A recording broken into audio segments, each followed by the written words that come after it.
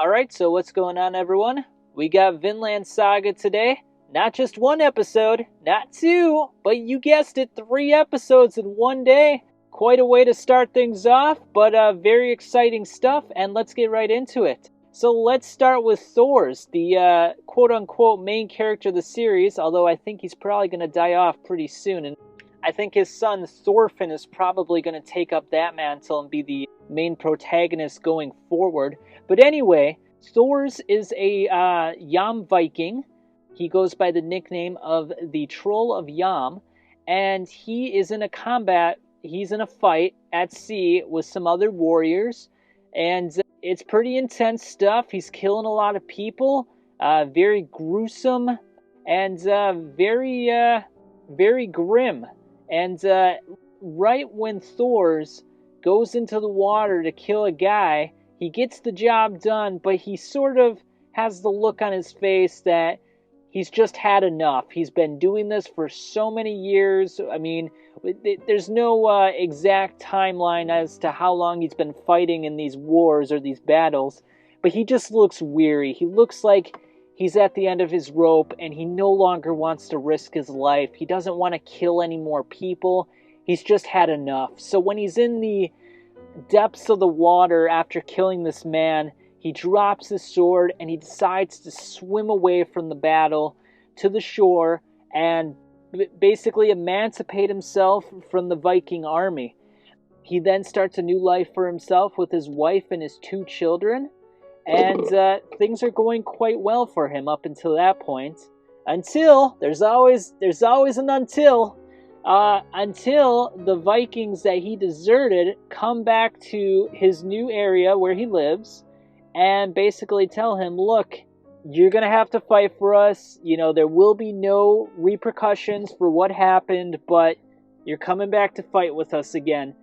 The English attacked the Danes. You're going to help us, and we're going to kill some people, and we're going to get it done today.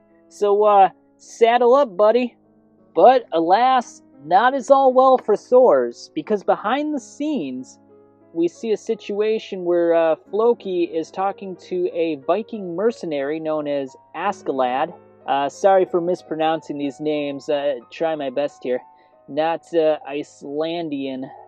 So yeah, it looks like Thor is going to get ambushed. He's going to get set up. None the wiser, though, he decides to get a couple of his fellow town folks, some farmers, to come with him to serve as combatants and help out the Vikings that he thought he was enlisted to help. They get on the boat. They're getting ready to leave. However, Thor's son, Thorfinn, isn't there.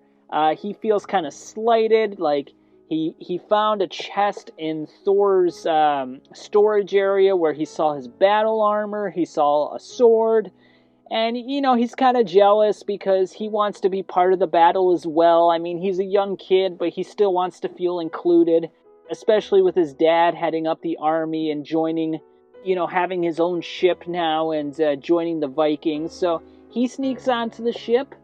Thors finds out eventually. Gets a little slap on the ass, but, you know, all is well after a while. And, yeah, as they're taking a little detour and looking for a little rest and relaxation from their trip, they get cornered off. So they're essentially trapped like mice, and the Viking mercenary Askeladd is looking to assassinate Thor. And, yeah, that's about it for the episode. There's more details in there, but I tried to hit the major highlights there. And my analysis, I gotta say, I am very surprised. I mean, I thought this was going to be a good anime, but I didn't think it was going to be this good. Dare I say maybe great. No, I don't dare say that quite yet, but I think it does have potential. This is easily the best anime of the season, probably in the running for the best anime of the year if it fulfills its potential and it just continues getting better and better.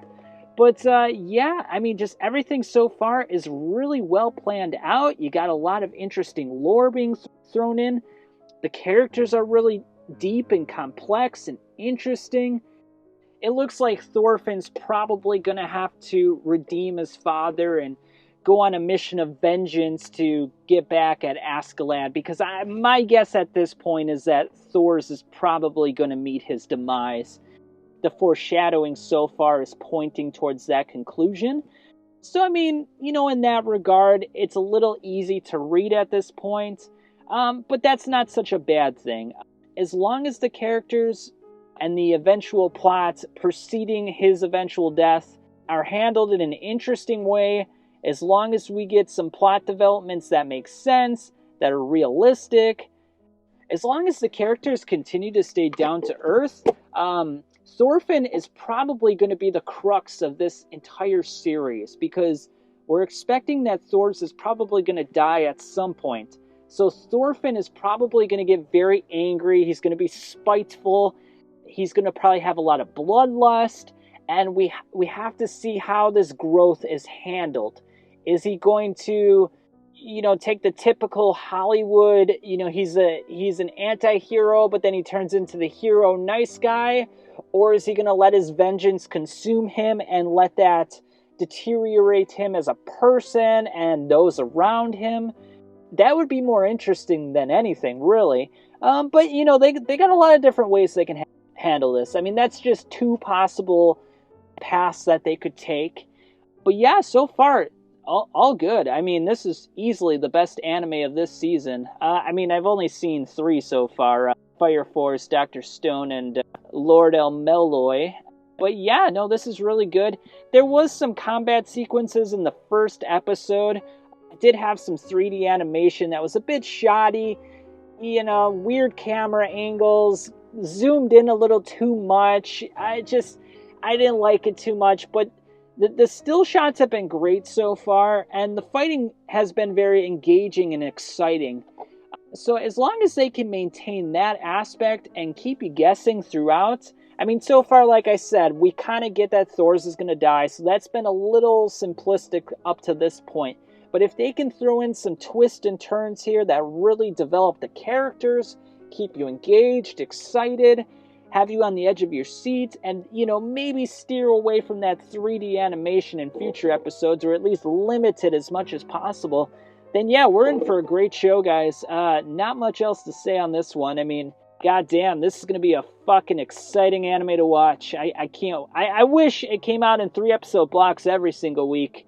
After this, it's going to seem like a trudge, but it'll be an exciting trudge. It will be great, and yeah, let's get going. Vinland Saga. Catch you on the flip side.